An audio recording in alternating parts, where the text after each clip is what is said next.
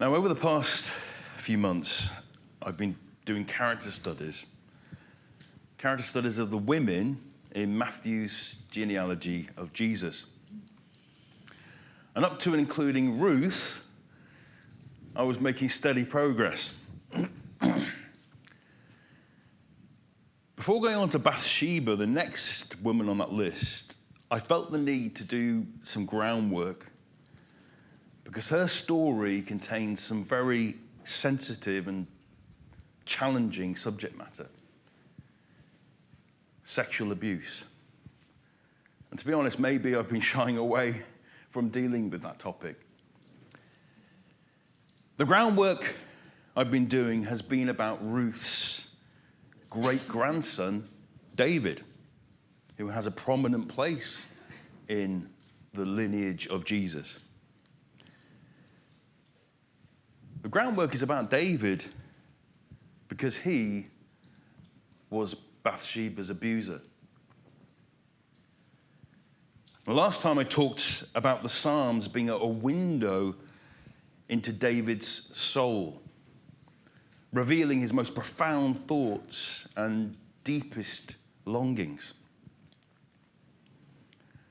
And I spent some time going through one of the Psalms that David wrote, Psalm 1. Now, as I've made very clear, David didn't always live in the godly way described in that psalm.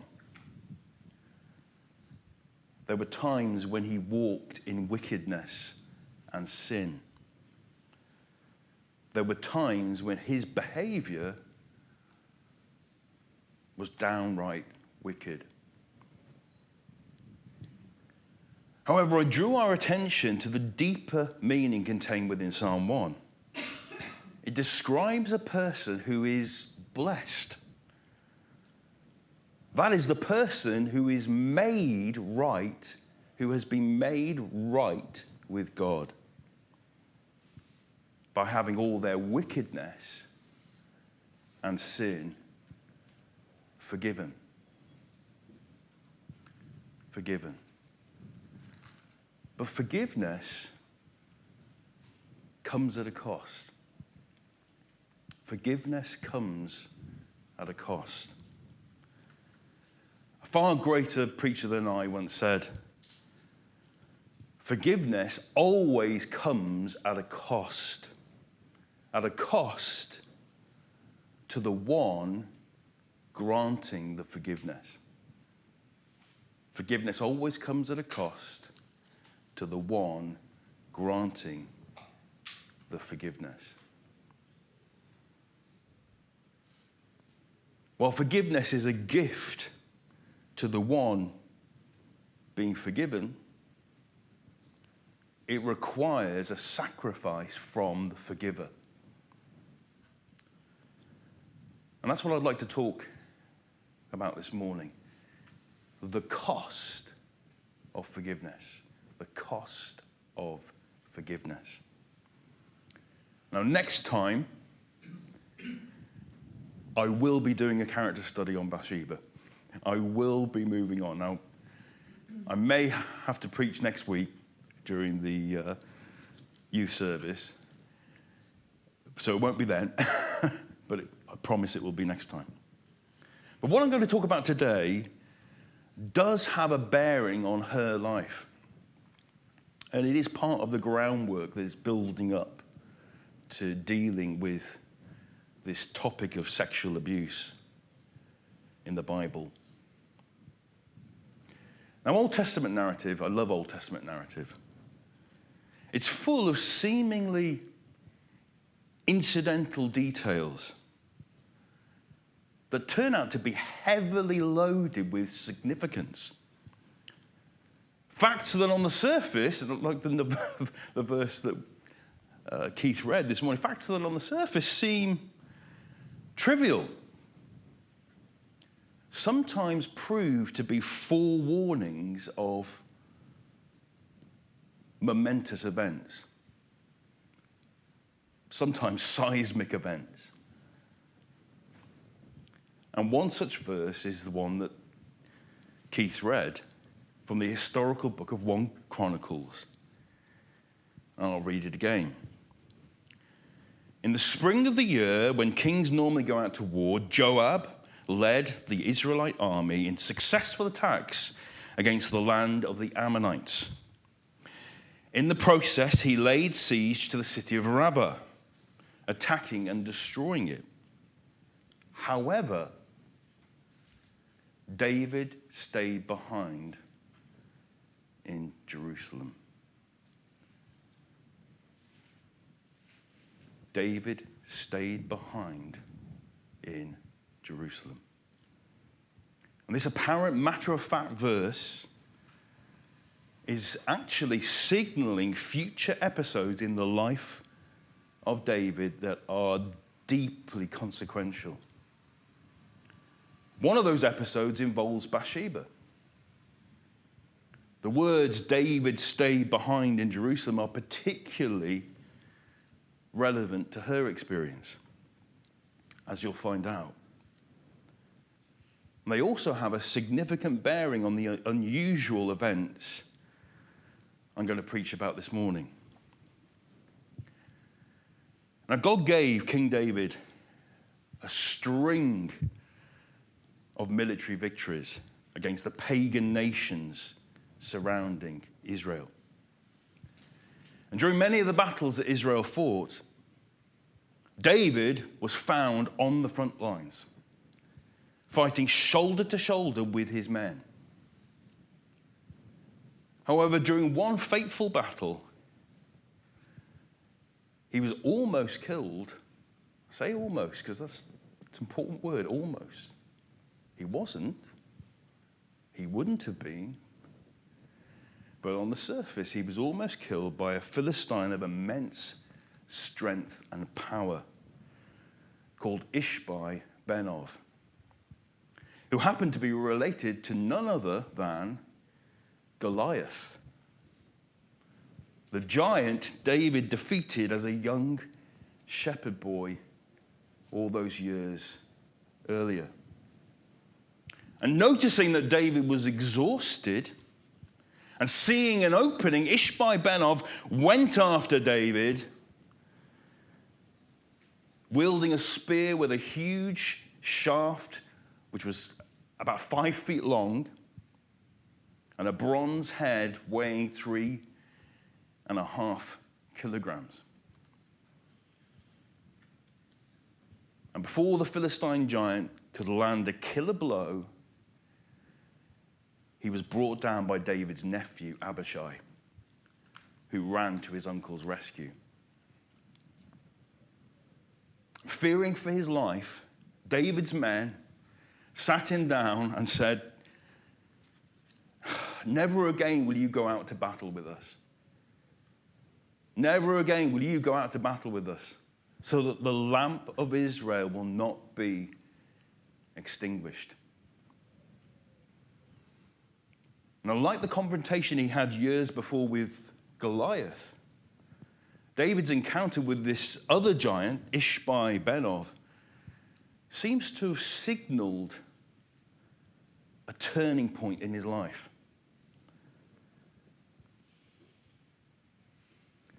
Perhaps it was time for David to withdraw from the front lines of battle. Or perhaps he should have continued. I don't know. I don't know. What I do know is that the consequences of what David did next were not good for him or his kingdom. And as we'll see next time, they were not good for Bathsheba. Not only did David withdraw from the fray, from the front lines of battle, he stopped going out to war. He stopped going out to war. That means he no longer accompanied his men to the battlefield.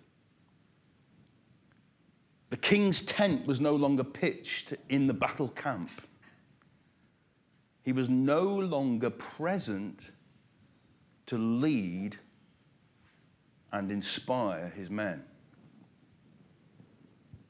David gave up that responsibility and he handed it over to a lesser man, Joab, who was one of his generals.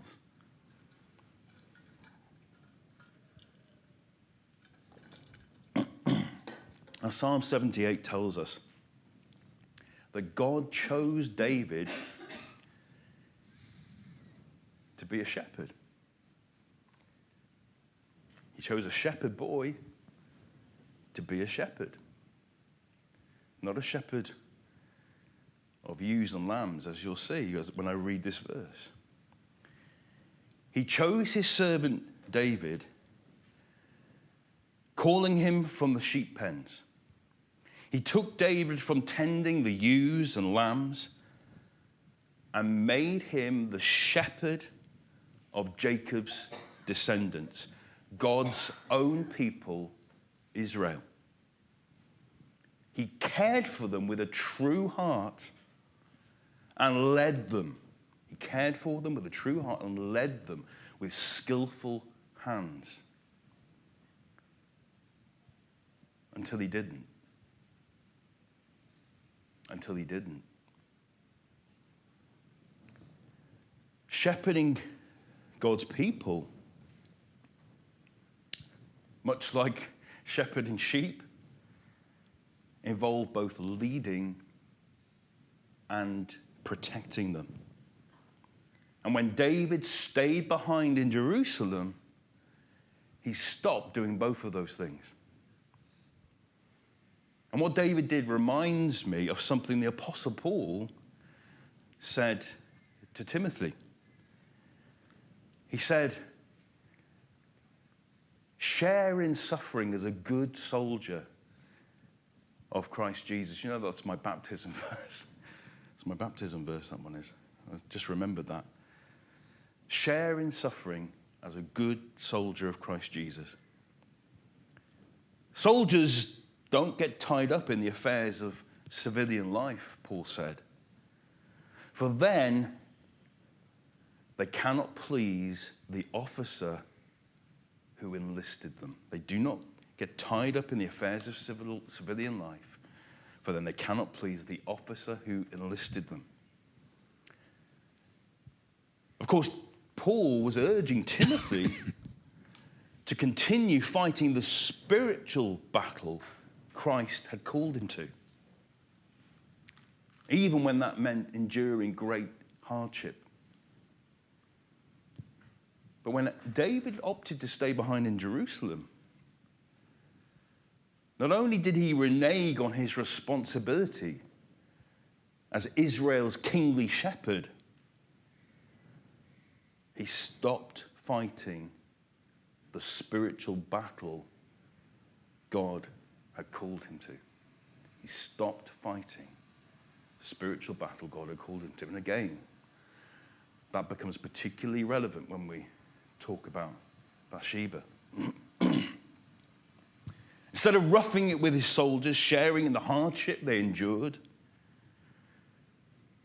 he got tied up in the comfortable affairs of civilian life. While his men were getting bruised and blooded, defending his kingdom, he was resting on his laurels, kicking his feet up and basking in the memories of past glories. And that brings us to the extraordinary events described in 1 Chronicles chapter 21. Now, I've not asked for this chapter to be read because it's quite long, but you can have it open in front of you. I'm going to tell the story this morning, the events found in 1 Chronicles chapter 21.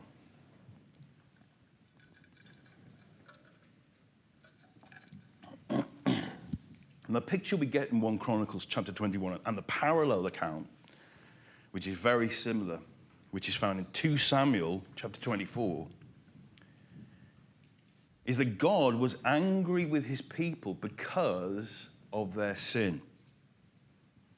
Now, we don't know the exact nature of their sin, but it probably had something to do with pride.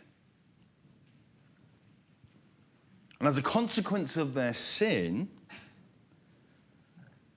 God allowed Satan to tempt or incite David.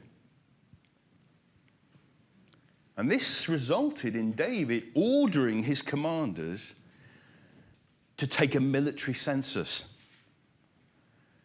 to count the number of fighting men over the age of 20 in Israel.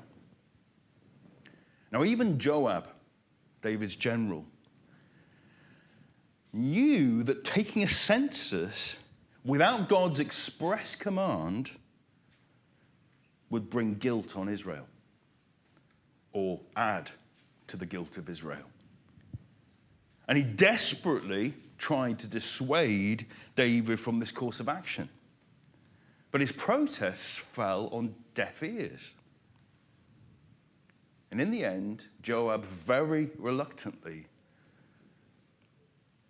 obeyed the king's orders and did a half-hearted job because he didn't even finish the counting. He left out two of the tribes, Benjamin and Levi. Now, what was so wrong about David ordering a census? Doesn't that seem like a sensible thing to do? Well, David wanted to gauge Israel's military power.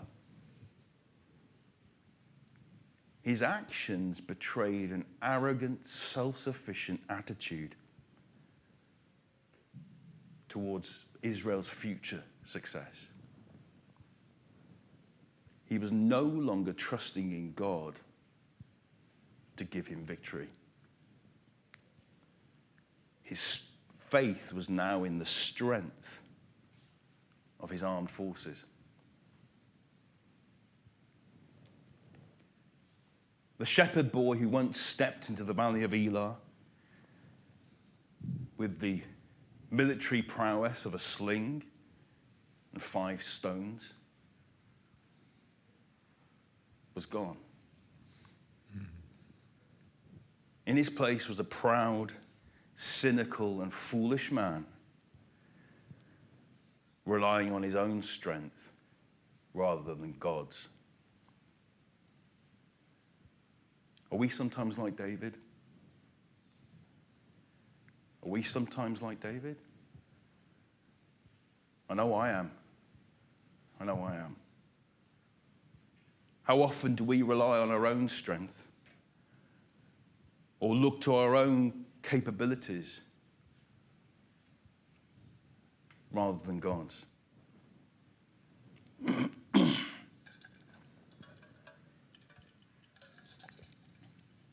Now, after receiving the results of the census, David's conscience began to bother him. And through the prophet Gad, God made it clear that his sins and those of his people must be punished. And God gave David 3 options. 3 years of famine, a 3-year invasion by an enemy army, or 3 days of plague in the land. And David immediately ruled out the option of a 3-month enemy invasion. And he said to the prophet Gad, "Let me fall into the hands of the Lord, for his mercy is very great. Do not let me fall into human hands." And David knew all too well how ruthless and cruel an enemy army could be.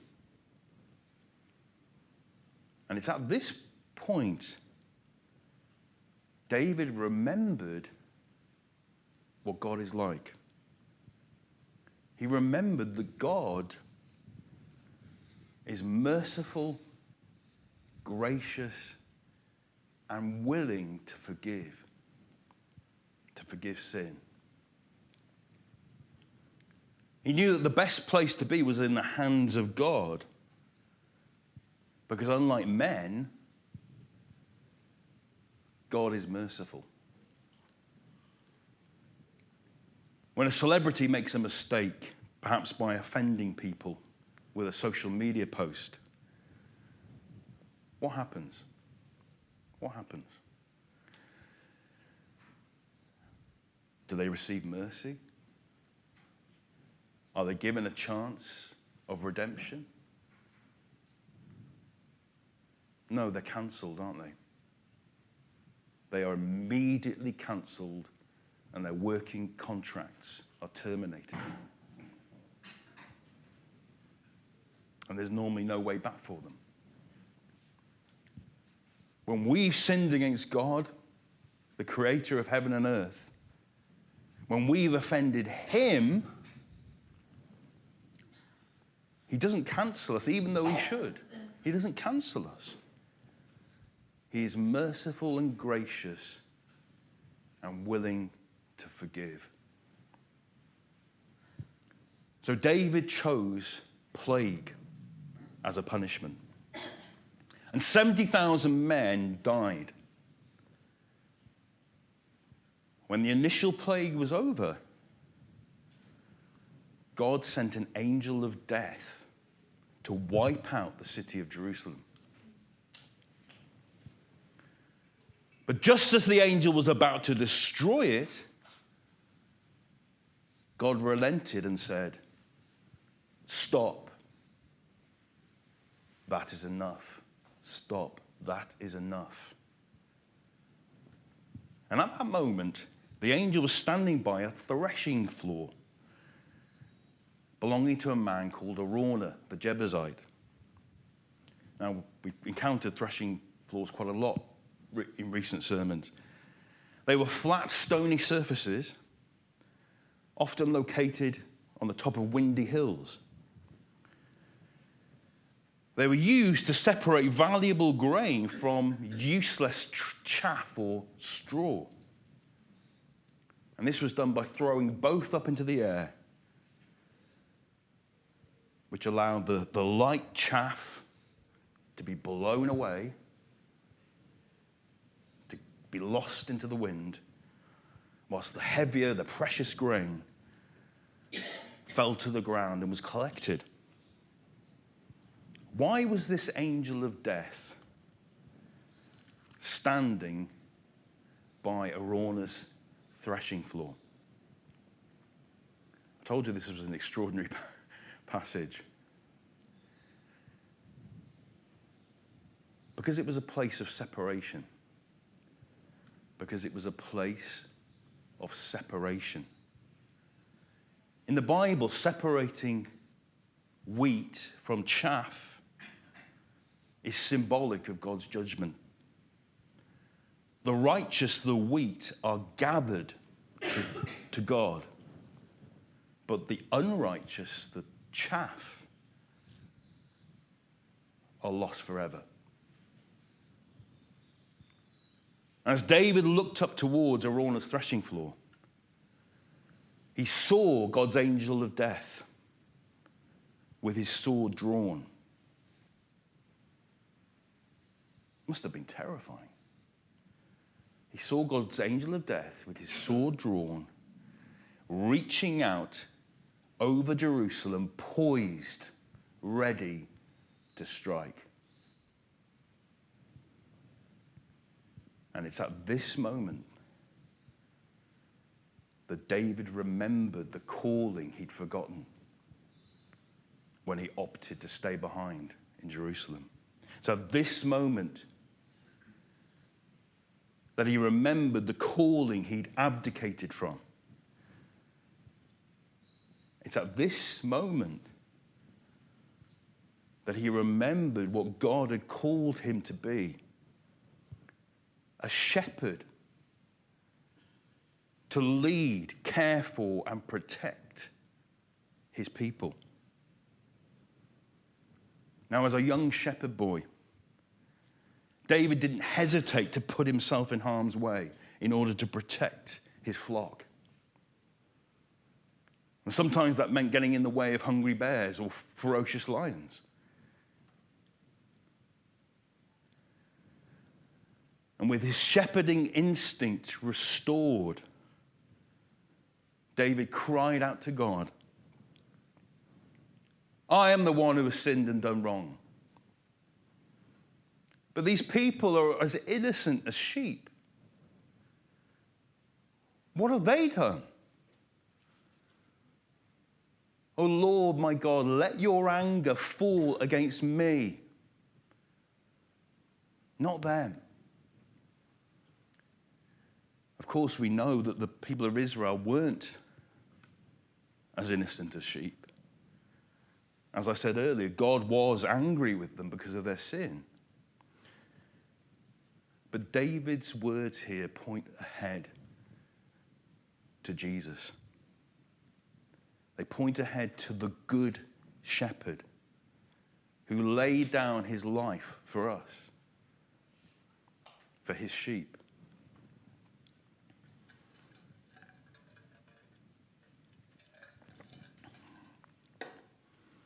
And the image, a terrifying image of an angel of death holding a sword over Jerusalem, reminds me of another great Bible event.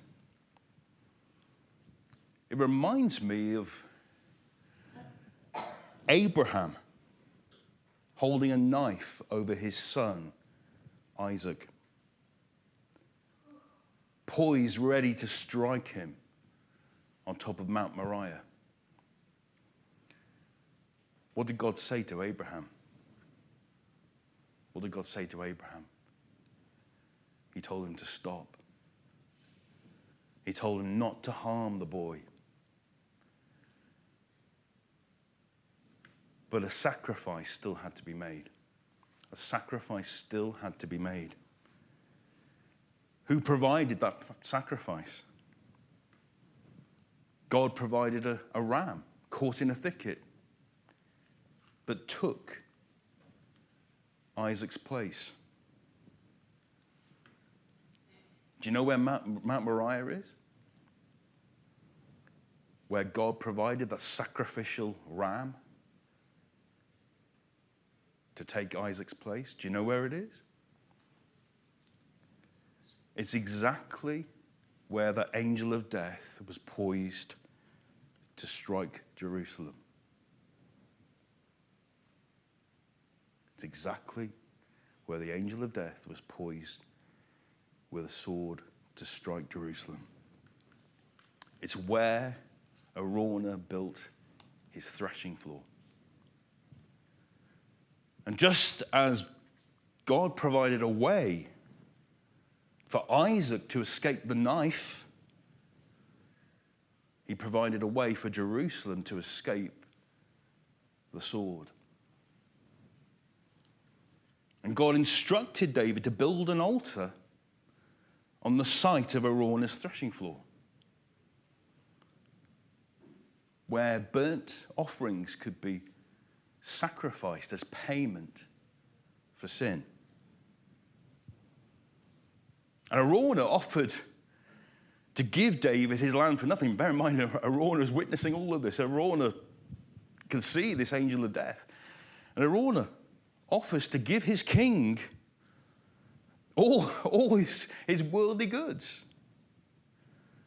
He even offered to give away his oxen to be the burnt sacrifice and to build the altar with wood from his threshing boards. But David insisted on buying everything off Araunah at top price.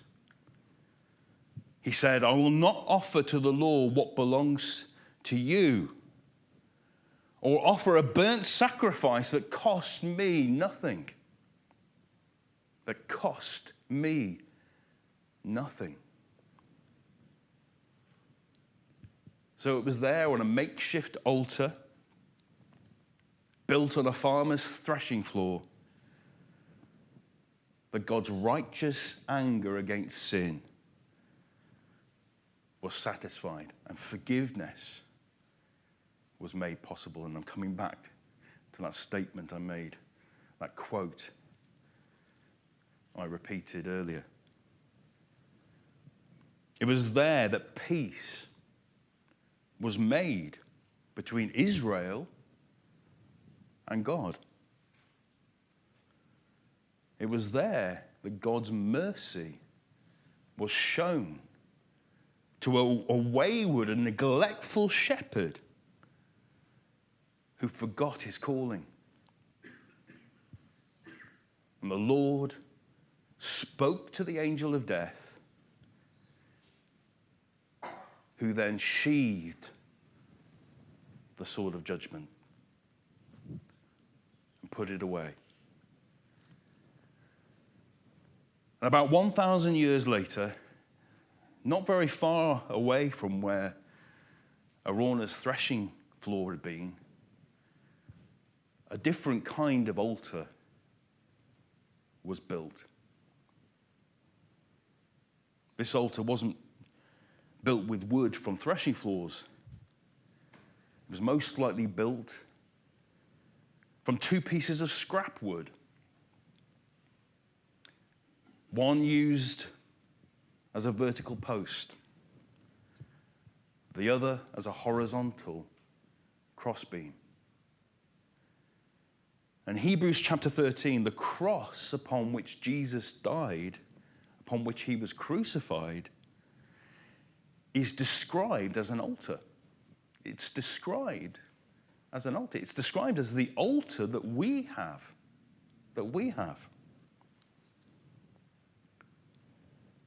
And as the Roman soldiers were nailing him to that altar,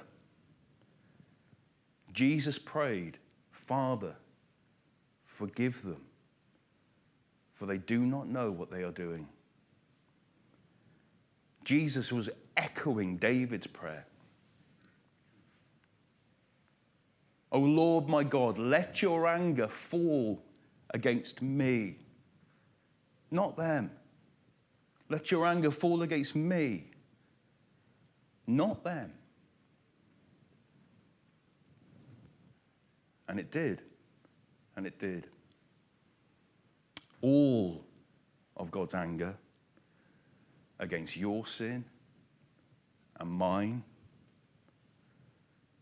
fell on Jesus when he hung on that cross. When Abraham was about to pierce Isaac's heart with the knife, God had mercy and stopped him. When the angel of death was about to destroy Jerusalem with the sword of judgment,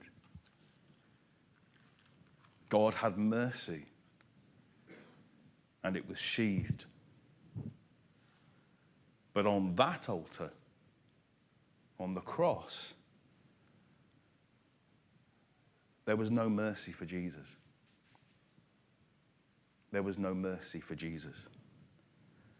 There was no last-minute reprieve. No stop.